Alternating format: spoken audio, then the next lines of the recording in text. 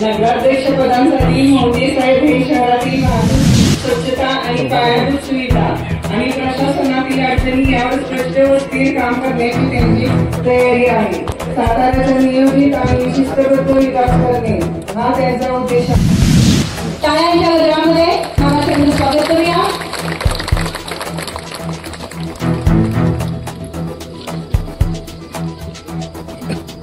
त्यानंतर आपले विद्यमान नगरसेविका माननीय सौ दीपश्री नाईक वहिनी या ठिकाणी महाराष्ट्रामध्ये स्वागत करत आहेत. जोरात टाळ्यांच्या गजरामध्ये त्यांचं स्वागत होत आहे. आपले जे आताचे पांडुरंग राजे यांनी आताच्या नगरसेविका ज्या आहेत उभ्या असलेल्या आपल्याला यांचं स्वागत करावं अशी मी विनंती करते.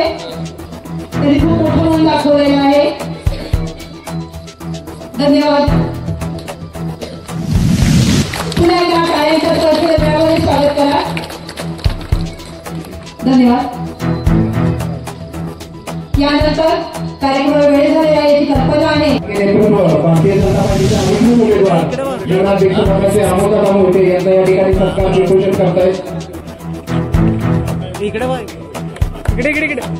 सर्वांनी टाळ्या वाजवून दादांना समोर बसलेल्या माझ्या माता बंधू बहिणींनो आणि मित्रांनो, मी प्रभाग 5 मधून भारतीय जनता पार्टीचे उमेदवार म्हणून काम करत असताना म्हणजे महाराज साहेबांच्या माध्यमातून 2022 ला मी काम करण्याची सुरुवात केलेली आहे. आजपर्यंत महाराज साहेबांनी या प्रभागासाठी काय केले ते 2 मिनिटात मी सांगतो. गणेश कॉलनी अंतर्गत रस्ते डांबरीकरण करणे, अजिंक्य कॉलनी रामकृष्ण कॉलनी अंतर्गत रस्ते डांबरीकरण करणे, मुथा कॉलनी अजिंक्य हॉस्पिटल केबीपी कॉलेज रोड रस्ते डांबरीकरण करणे, पवई नाका कुबीरविनायक मंदिर केबीपी आके रस्ता डांबरीकरण करणे, पारंगी चौक ते बस स्थानक रस्ता डांबरीकरण करणे, धनश्री कॉलनी चिपळूणकर कॉलनी अजिंक्य कॉलनी वृक्षमेर बंगला डांबरीकरण करणे, बागोदर डुप्लेक्स मध्ये महाराज साहेबांनी 50 लाख रुपयाचे सभागृह बांधून दिलेले आहे. पारंगी चौक ते सिव्हिल हॉस्पिटल रस्ता, शिक्षक कॉलनीतील स्ट्रीट लाईट बसवली, सगळ्या पारंगी चौकातले स्ट्रीट लाईट बसवले म्हणजे पूर्ण रस्ते सिव्हिल पर्यंत. कीर्तननगर मध्ये डांबरीकरण केले, गोविका चौक ते कॅनल रस्ता डांबरीकरण करणे, कीर्तननगर मध्ये स्ट्रीट लाईट बसवणे, बंड बंगला शिवाजी हाऊसिंग रोडवर स्ट्रीट लाईट बसवणे, जुना चौक ते रिमांड रोड स्ट्रीट लाईट बसवले, अजित मुथा बंगला ते जे साहेबांच्या बंगल्यामध्ये तो स्ट्रीट लाईट बसवले, अजिंक्यतारा हॉस्पिटल दुर्डेगिरी रस्त्यावर स्ट्रीट लाईट बसवली, सुभाषचंद्र चौक महेंद्र चव्हाणांच्या बंगल्याचं महाराज साहेबांच्या माध्यमातून मोठं कॉन्क्रीटचं रस्त्याचं काम झालेलं आहे. कुबीरविनायक कुकर बंगल्याचं कॉन्क्रीट आणि फुटपाथ स्ट्रीट लाईटचं काम झालेलं आहे. जुना आरटी ऑफिस चौक ही मोठी कॉलनी स्ट्रीट लाईट बसवले. कामं आता नुकतंच महाराज साहेबांनी मंजूर केलेली कामं आहेत. Ajinkya colony, Sahyadri colony, Ramkrishna colony अंतर्गत रस्ते, रामकृष्ण कॉलनी अंतर्गत RCC गटर, जुना आरटी ऑफिस अमेरिकन मुतागेरी डांबरीकरण आणि काम प्रगतीपथावर असणारे 3 गार्डन आहेत. एक अजिंक्य कॉलनीतलं मोठं भव्य गार्डन सुरू आहे, गणेश कॉलनीतलं गार्डन सुरू आहे आणि मुथा कॉलनीतलं गार्डन सुरू आहे. महाराज साहेब, माझी एक विनंती आहे, या पंथाच्या गोट्यात आतापर्यंत विकासाचे एवढे मोठे प्रॉब्लेम आहे की पंथाच्या गोट्यात रविवार पेठमध्ये बंदिस्ती गटरची गरज आहे. जिथे अंतर्गत डांबरीकरण होणे गरजेचं आहे. बोलते गेले ते मनाली चौकपर्यंत डांबरीकरण होणे गरजेचं आहे. आणि मेन पंथाच्या गोट आणि इथं पवार वस्ती म्हणून आहे, तिथं स्वच्छतेचा लय मोठा प्रश्न आहे. आपण अकलूजला जाताना चर्चा झाली होती की माझी विनंती आहे की ह्या प्रभागात ह्या एवढ्या मोठ्या समस्या आहेत इथल्या, म्हणजे ही तर ती 2 शौचालय इलेक्शन झाल्यानंतर आपण लवकरात लवकर मंजूर करून द्यावी. जुन्या मंडळी शॉपिंग सेंटर जी आहे ती एकदम व्यवस्थित नाही झाली, तिथं चांगल्या प्रकारचं शॉपिंग सेंटर इथं होणं गरजेचं आहे. पवार वस्ती खंडोबामाळे ते बंदिस्त गटरची गरज आहे. मधून आम्ही गेलो तर एवढा कचरा आणि हे असलं. चिखलकरवाडा लक्ष्मी मंदिर गटरची गरज आहे. LIC कॉलनी जीवनछायामध्ये ओपन पेज एक उद्यान आहे, बंड बंगल्याचे तिथे एक ओपन पेज आहे. अशा प्रकारे या कॉलनीत एवढे मोठे प्रॉब्लेम आहेत प्रभाग 5 मध्ये. आपण एवढे करून दिले तर हे जनता सगळे आपल्या बरोबर आहे. इथं काही अडचणीचा मला काही वाटत नाही. मी बादशाहताई अमोल मोहिते साहेबांना कमीत कमी 2000चं लेख घेणार याची मला पूर्ण खात्री आहे.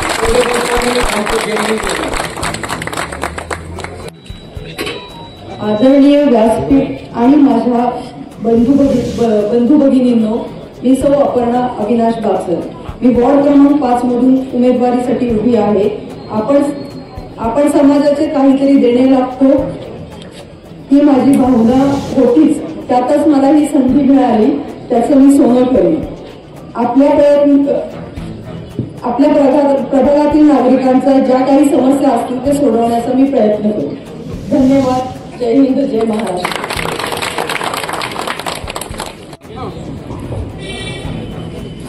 आमचे दैवत श्रीमंत छत्रपती शिवेंद्रराजे भोसले तसेच उपस्थित प्रभाग क्रमांक 5 उमेदवार विजय देसाई तसेच बाचल वहिनी तसेच आमच्या नाईक वहिनी, माझा आंबेडकर साहेब बसले, मनकर मॅडम बसले, सगळे उपनिधन आपण सर्व मान्यवर.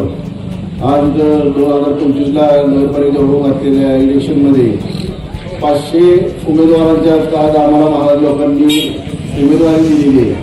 तर कारण आमची काम किंवा आमची कामाची सामाजिक कामाची जी निवड आहे हे पाहून आम्हाला उमेदवारी दिलेली आहे. तर नगरपालिकेत मी 15 वर्ष नगरसेवक म्हणून जनता बँकेचं चेअरमन म्हणून काम करतोय. एकंदरीत कामाची एक हे बघता जवळजवळ या 3 वर्षाच्या कालावधीमध्ये आपल्या महाराष्ट्राचे मंत्री शिवेंद्रराजे भोसले यांच्या माध्यमातून सातारा शहरासाठी अनेक विकास कामं झालेली आहेत. बरीचशी कामं चालू आहेत, बाकीची अजून काही काही व्हायची आहेत. त्यातली 1-2-4 कामं मी तुम्हाला सांगतो. आता आपल्या इथे जे आमच्या वरच्या रोडला ट्रॅफिक होतं त्या ट्रॅफिकला म्हणजे कास्ट पर्यटन वाढल्यामुळे जे ट्रॅफिक होतं त्यासाठी एक रिंग रोड प्रस्तावित महाराजांनी केलेला आहे. हा रिंग रोड मराठा पॅलेस आहे इथून चालू होतो, तसाच वरच्या रोडनं मंगळाईच्या देवळाच्या इथून अजिंक्यताऱ्याच्या किल्ल्याच्या पैतून जातो, तो सगळं बोगद्यापर्यंत जाणार आहे.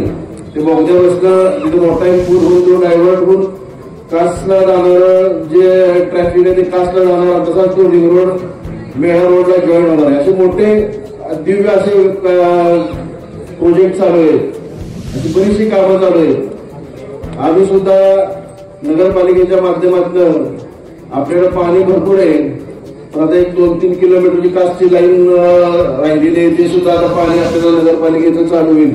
त्याचा आम्ही 24/7 पाणी देण्याचा प्रयत्न करणार आहे. तसेच आरोग्याविषयी जर आपण सोनबाच्या इथून खाली जर गेला तर तुम्ही पाहता त्या कचऱ्या जो ढीक तिथं सगळा आपल्या शहराचा गोळा होतो, तो बराचसा रस्त्यावर येतो, ती दुर्गंधी होती. याच्यावर सुद्धा आम्ही कायमस्वरूपीचा मार्ग काढू. पण हे कधी शक्य आहे? ज्यावेळेस तुम्ही आम्हाला निवडून बरोबर नगरपालिकेत द्याल त्यावेळेस या गोष्टी आम्ही महाराजांच्या माध्यमातून याचा प्रयत्न करू. एवढंच बोलतो. आम्ही जे 3 इथं उमेदवार आहे त्यांना कमळ चिन्हाचे बटन दाबून आम्हाला निवडून द्यावं निवडून विनंती करतो. सातारा नगरपालिकेच्या सार्वत्रिक निवडणुकीच्या प्रचाराच्या निमित्तानं आज आपण इथं या ऐतिहासिक पंथाच्या गोटामध्ये सगळेजण एकत्र आलोय. या निवडणुकीमध्ये भारतीय जनता पार्टीचे नगर अध्यक्ष पदाचे उमेदवार मान्य श्री अमोलजी मोहिते आज इथं उपस्थित आहेत. त्याचबरोबर आपल्या प्रभाग क्रमांक 5 मधले अधिकृत उमेदवार मान्य श्री विजयराव देसाई, आपल्या दुसऱ्या उमेदवार सौ अपर्णा अविनाश नाना बाचल आणि सर्व इतर सुद्धा प्रभागातील आपले सर्व भारतीय जनता पार्टीचे अधिकृत सर्व उमेदवार 50 उमेदवार आपले आहेत. एक नगराध्यक्ष पदाचा असे सर्व उमेदवार आपण आपलं बहुमोल असं मतदान देऊन विजयी करावं ही विनंती करायला आपल्याला या ठिकाणी मी आणि आम्ही सर्वजण इथं आलोय.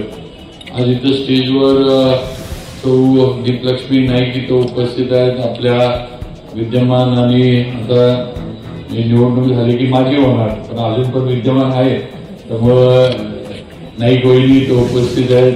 त्याचबरोबर दुसरे आमचे विद्यमान नगरसेवक मला तू भेटला नाही पण श्रीकांत आंबेकर, हा नाही काय नाही खोटं बोलतोय मी, काय गडबडीत नाही.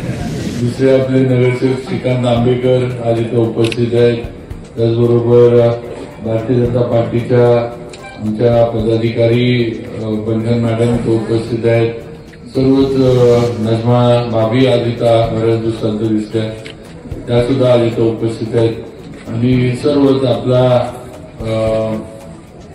भारतीय जनता पार्टीचे आमचे सर्व पदाधिकारी आज स्टेजवर उपस्थित आहेत. आणि आपण सर्व निवडून देणारे मतदार बंधू भगिनी, माझ्या सर्व मातांनो, सर्व माझ्या तरुण मित्रांनो, आपल्या सर्वांना माझी पहिली तर विनंती आहे की आमच्या भाजपच्या सर्व उमेदवारांचं कमळाच्या समोरचं बटन दाबून आपलं बहुमत असं मतदान हे आमच्या या सर्व उमेदवारांना देऊन आपण विजयी करावं. आणि येणाऱ्या 5 वर्षांमध्ये भाजपच्या माध्यमातून ज्या पद्धतीनं मोदीजींनी देशाला सावरण्याचं काम केलं, ज्या पद्धतीनं राज्याला सावरण्याचं काम देवेंद्र फडणवीसांनी विधानसभेच्या निवडणुकीनंतर केलं, त्याच पद्धतीनं आपली नगरपालिका सुद्धा सुनियोजित आणि पारदर्शकपणे चालवण्यासाठी भारतीय जनता पार्टीला आपण साथ द्या. भारतीय जनता पार्टीच्या सर्व उमेदवारांना आपण निवडून द्या ही विनंती आपल्याला सर्वांना मी करू इच्छितो. ही निवडणूक थोडी वेगळी आहे. आपल्याला माहिती आहे आधी आपल्या इथे कधीच नगरपालिकेची निवडणूक पक्षावर झाली नाही. आपल्या इथे नेहमी आघाड्यांवर निवडणूक व्हायची, स्थानिक आघाड्या इथल्या आपल्या असायच्या, त्याच्यावर आपण निवडणुकीला सामोरं जायचो. मग उदयनराजेंची सातारा विकास आघाडी असेल, भाऊसाहेब महाराजांनी स्थापन केलेली नगर विकास आघाडी असेल आणि इतर काही आघाड्या ज्या इथं होत होत्या, अशा पद्धतीनं आपण आपल्या निवडणुका पार पाडत होतो. पण ही पहिली निवडणूक आज सातारा नगरपालिकेच्या इतिहासातली जी पक्षाच्या चिन्हावर आपण लढतोय किंवा पक्षाची म्हणून लढतोय, हे आपण का आणि कशासाठी हे समजून घेतलं पाहिजे. आपल्याला माहिती आहे की आपण आपली नगरपालिका, आपलं उत्पन्न जे आहे ते मर्यादित उत्पन्न आहे आपल्या नगरपालिकेला. आपली जरी नगरपालिका अवर्ग नगरपालिका असली तरी उत्पन्नाची साधनं आपल्याकडे जी आहेत ती मर्यादित आहेत. मग घरपट्टी असेल, पाणीपट्टी असेल किंवा जे काही जाहिरातीतनं कर गोळा होतो, जे काही जाहिराती वगैरे आपण जे साईन बोर्ड म्हणतो किंवा होर्डिंग म्हणतो किंवा जे काही वेगवेगळ्या ठिकाणी आपण त्याचं जे काही उत्पन्न आहे एवढं आपल्याला उत्पन्न जे आहे ते मिळतं. बाकीची जी कामं मोठी करण्यासाठी शेवटी आपल्याला सरकारवर अवलंबून राहायला लागतं, ही वस्तुस्थिती आहे. आज जी कामं विजय देसाईंनी इथं वाचून दाखवली, जी आपल्या या प्रभागामध्ये झाली, आज एवढी कामं कशातनं झाली तर आपण लक्षात घ्या ही सर्व कामं जी आहे की राज्य सरकारकडनं आपल्याला पैसा मिळाला, आपल्या नगरपालिकेला निधी मिळाला आणि म्हणून ही कामं आपल्याला करता आली, हे आपण लक्षात घेतलं पाहिजे. आणि म्हणून ही निवडणूक पक्षावर लढण्याचा निर्णय एवढाच होता की आज मी भाजपमध्ये मंत्री म्हणून काम करतोय, माझ्यावर पक्षानं मोठी जबाबदारी दिली. उदयनराजे आपले भाजपचे खासदार म्हणून दिल्लीमध्ये काम करतात. आज राज्यामध्ये मुख्यमंत्री भारतीय जनता पार्टीचे आहेत. आज दिल्लीमध्ये सरकार पंतप्रधान नरेंद्रजी मोदी यांच्या नेतृत्वाखाली भाजपचं काम करतंय. त्यामुळं उद्याच्या काळामध्ये जे सातारसाठी आपल्याला काही गोष्टी मोठ्या करायच्या आहेत, काही नवीन करायच्या आहेत, ह्या करण्यासाठी आपल्याला सरकारचा पाठिंबा असणं हे गरजेचं आहे, हे आपण सगळ्यांनी लक्षात ठेवलं पाहिजे. आणि म्हणून आपण ही निवडणूक आज पक्षाबरोबर किंवा पक्षाच्या लढतोय. शेवटी आपल्या आशीर्वादाने मी 5व्यांदा आमदार झालो. महाराज गेल्यानंतर आपण माझ्यावर विश्वास टाकला, 5व्यांदा आमदार झालो. लोकसभेला आपण सगळ्यांनी सातारकर म्हणून ताकद लावली. भले भले किंवा मोठमोठे पत्रकार म्हणून की सातारची सीट भाजपला मिळणार नाही, भाजपचा तिथं पराभव होईल, पण आपण सातारकरांनी करून दाखवलं आणि उदयनराजेंना आपण सातारकरांनी निवडून आणलं. ही वस्तुस्थिती आहे, हा इतिहास आपण घडवला हे लक्षात घ्या. आणि स्वातंत्र्यानंतर भारतीय जनता पार्टीचा पहिला खासदार हा उदयनराजेंच्या माध्यमातून आपण केंद्रामध्ये पाठवला, हे सुद्धा सातारकरांनी करून दाखवलं. आणि म्हणून आज एवढी ताकद आपण दिल्यामुळं आज आपल्याला सुद्धा आपल्या सातारला म्हणजे सर्व बाजूनं मदत करण्याची भूमिका ही सरकार पण घेते, केंद्र सरकार पण घेते, मुख्यमंत्री पण घेतात। याचं आपण सगळ्यांनी कुठेतरी जाणीव ठेवली पाहिजे असं मला या निमित्तानं सांगावंसं वाटतं। आज मला मंत्री म्हणून काम करण्याची संधी मिळाली, तुम्ही निवडून दिलं, तुमच्या आशीर्वादानं मी निवडून आलो। आज देवेंद्र फडणवीसांच्या आशीर्वादानं मी राज्यामध्ये मंत्री म्हणून काम करतोय। आज महाराष्ट्रातलं जे दुसरं तिसऱ्या नंबरचं खातं सार्वजनिक बांधकामचं जे आहे ते खातं आज मला दिलं। आज राज्यामध्ये मला त्यामुळं फिरायला मिळतं, काम करायला मिळतं, दुसऱ्या जिल्ह्यांमध्ये जायला लागतं। आज जे जिल्हे खरं म्हणजे कधी बघितले नव्हते त्या ठिकाणी सुद्धा आज तुमच्यामुळं, तुम्ही आमदार केल्यामुळं आणि देवेंद्र फडणवीसांनी मंत्री केल्यामुळं मला तिथं जाऊन काम करता येतं, तिथल्या लोकांच्या अडचणी समजून घेता येतात, तिथला सामाजिक स्थिती काय, तिथली लोकांची, तिथल्या राहणाऱ्या किंवा शेतकऱ्यांची आर्थिक स्थिती काय, जिल्हा कसा आहे, शहर कसं आहे, या गोष्टी बघता येतात, अनुभवता येतात। आणि मग जिथलं जिथलं चांगलं आहे ते आपल्या इथं का होऊ नये, जिथे जिथं चांगल्या चांगल्या गोष्टी आपल्याला दिसतात त्या साताऱ्यामध्ये आल्या पाहिजेत, या पद्धतीनं आज मला नियोजन करता येतंय, हे आपण लक्षात ठेवलं पाहिजे। आणि म्हणून आज ज्या पक्षानं आपल्याला एवढी ताकद दिली, ज्या भारतीय जनता पार्टीनं आपल्याला एवढा विश्वास दिला, आज त्यांच्या मागं आपण सुद्धा सर्वांनी ताकदीनं उभा राहणं ही काळाची गरज झाली असं म्हटलं तरी काही चुकीचं ठरणार नाही। सातारा नगरपालिका आपण गेल्या 1.5-2 वर्षामध्ये किंवा त्याच्यापेक्षा पण आधी एकनाथ शिंदे साहेब मुख्यमंत्री असल्यापासून ते आजपर्यंत आपण बरीच मोठमोठी विकास कामं केली। आज रस्ते आपल्या इथले, आपल्या प्रभागातले जे आहेत ते आपण विजून सांगितलं ते पूर्ण केले, बरीचशी कामं आपली पूर्णत्वाला झाली, काही कामं होऊ घातलेले लवकरच ती सुरू होतील, काही आता विजयनं सांगितलं की प्रस्तावित आहेत, आपल्याला ती करणं गरजेचं आहे। मग इथला संघाचा प्रश्न असेल, इतर प्रश्न असतील, ही सर्व कामं आचारसंहिता संपल्यानंतर आम्ही 100% पूर्ण करून देऊ, हा शब्द नक्कीच या ठिकाणी आपल्याला देऊ इच्छितो।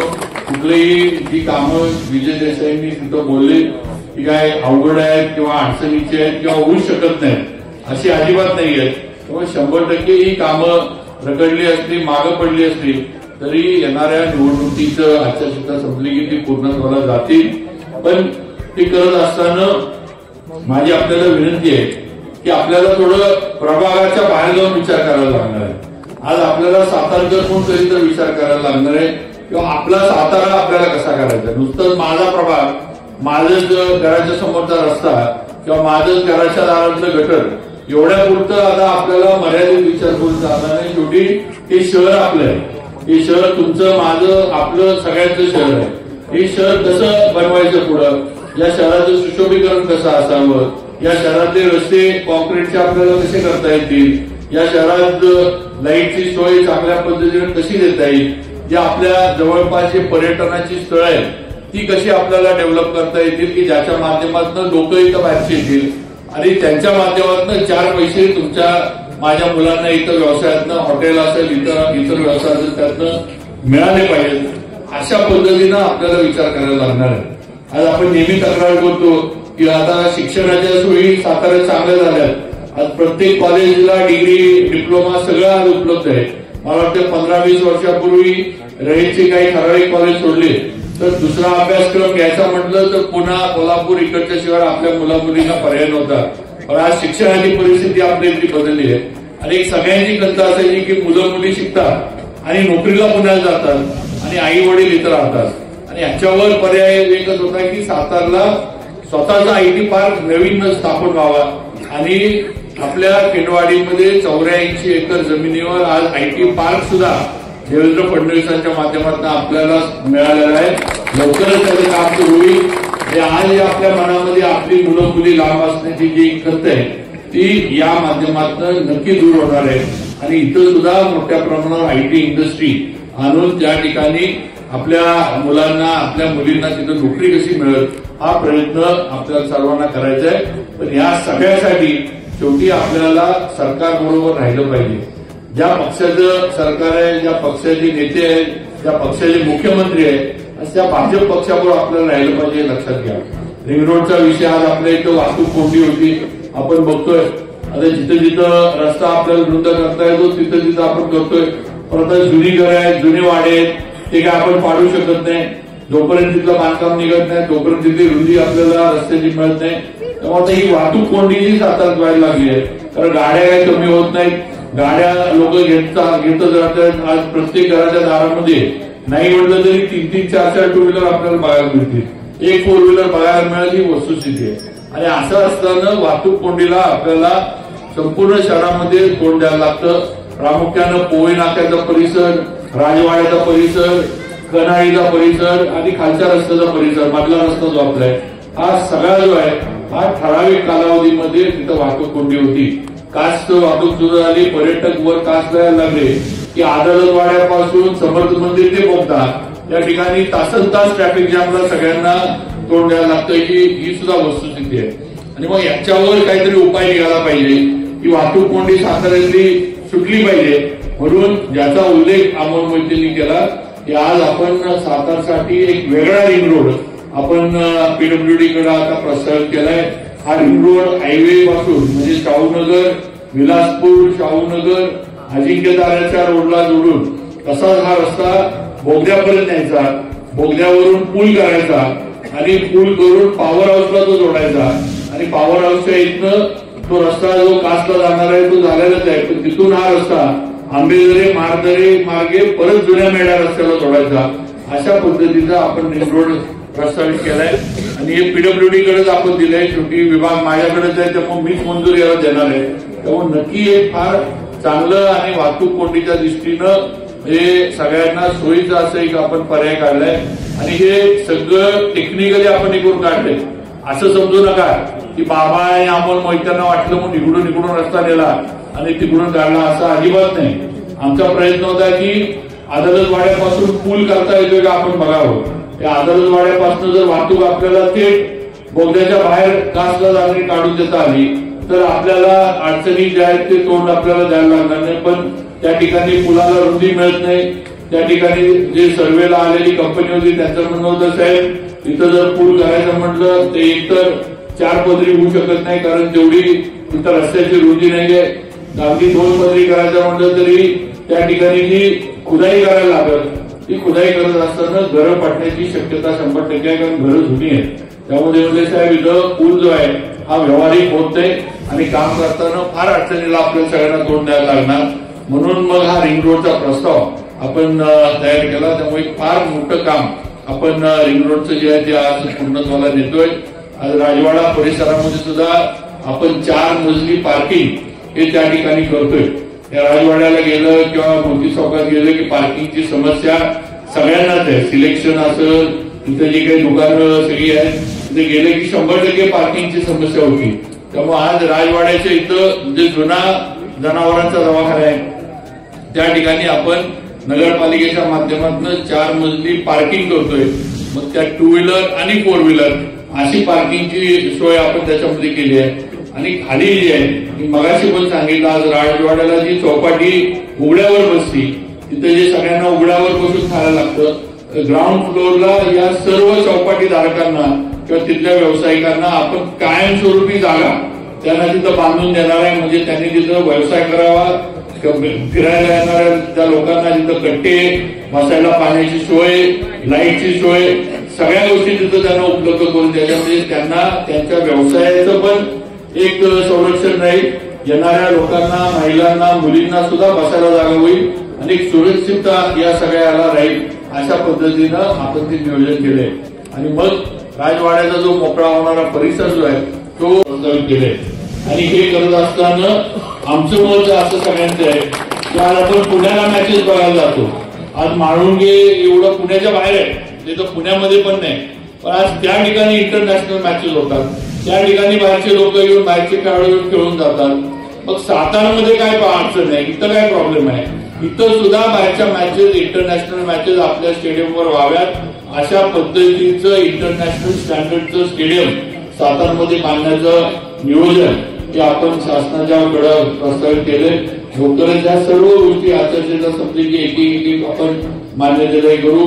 आज अजिंक्यतारा किल्ल्याला अजित पवारांच्या मागं लागून आम्ही 130 कोटीचं किल्ल्याचं सगळं जे काही तिथलं लोकांना किंवा आपण फिरायला जातो संपूर्ण किल्ल्याचं तिथलं डेव्हलपमेंटचा आपण प्लॅन त्यांच्याकडनं सँक्शन करून घेतला आज आपण माऊलीला जे आपले घाट आहे तिथं मंदिर आहे, तिथं ताराराणींची समाधी आहे, सईबाईंची समाधी आहे, तिथं थोरल्या शाहू महाराजांची समाधी आहे. या सगळ्या समाध्या त्या ठिकाणी आहेत. त्याला जे काही असेल त्याचा जीर्णोद्धार करायचा आणि तो संपूर्ण जो माऊलीचा जो घाटाचा परिसर आहे, दशक्रिया विधीचा पण जो आपला घाट आहे, हा सगळा घाट जो आहे हा 130 कोटी रुपये खर्च करून आपण तो सुद्धा शासनाच्या माध्यमातून आज तयार करतोय.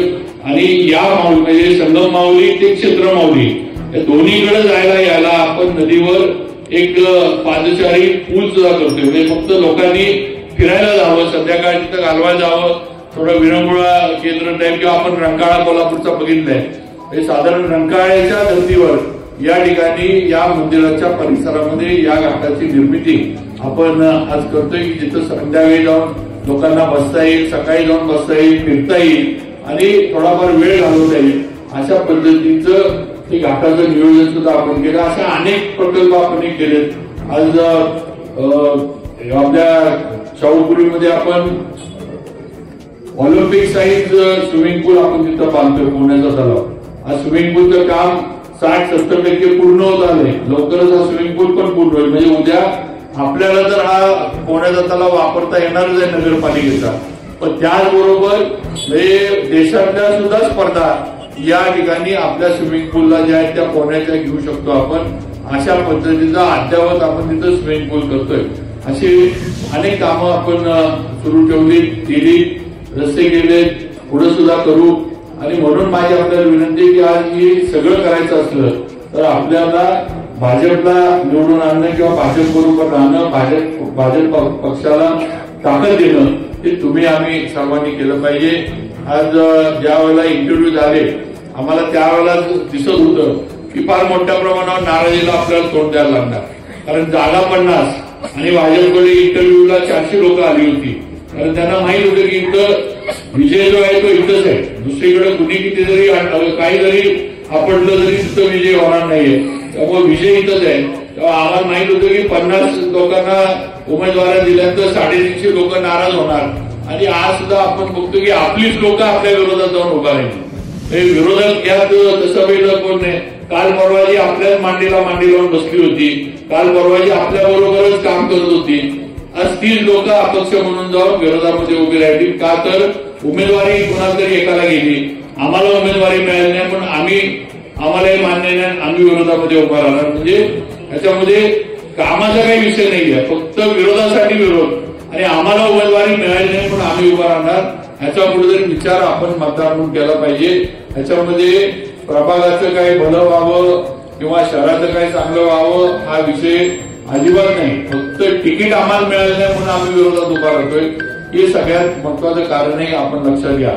आणि आपण एक लक्षात घ्या की अपक्ष जर असले तर अपक्षांचं ना त्यांना आघात असतो ना पिछा असतो. तेव्हा अपक्षांच्या माध्यमातून कारभार कुठल्याही संस्थेचा किंवा नगरपालिकेचा चालू शकत नाही ही वस्तुस्थिती आहे.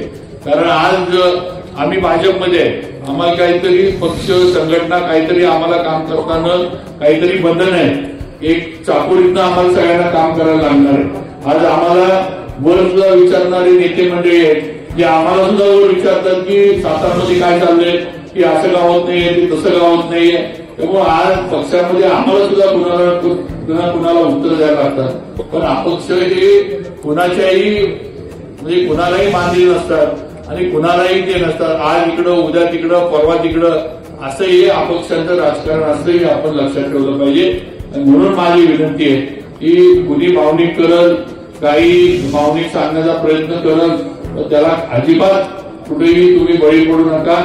आज पक्ष म्हणून जिथं आपल्याला काम आहे, आपल्या शहराचं जिथं भलं आहे, आपल्या शहराची जिथं प्रगती होणार आहे तिथंच आपण जाऊन मतदान केलं पाहिजे. तरच आपण आपल्या शहरामध्ये काहीतरी नवीन मोठ्या प्रमाणात करू शकतो. उगाच इथं भावनिक गोष्टीला आपण बळी पडत बसलो, भावनेला हात घालून जर मतं मागितली गेली आणि त्या पद्धतीने जर आपण मतदान केलं तर उद्याचे 5 वर्ष आपण वाया घालवणार आहे, लक्षात ठेवा. हे अगदी मला ठामपणे या ठिकाणी सांगायचे. त्यामुळे माझी आपल्याला विनंती आहे की काय कोण सांगतोय, काय कोण बोलतोय इकडे लक्ष देऊ नका. आज जसं मोदीजींनी केंद्र सरकार चालवलं जसं देवेंद्र फडणवीस राज्य सरकार सक्षमपणे चालवत आहे, तसंच आपली नगरपालिका सुद्धा एक चांगल्या पद्धतीनं चांगला कारभार करणारी आणि शहराचं सर्वांगीण नियोजन करणारी, सर्वांगीण विकास करणारी नगरपालिका आपण बनवूया. त्यासाठी भारतीय जनता पार्टीला आपण सगळ्यांनी ताकद द्यावी ही विनंती आपल्या सर्वांना करतो.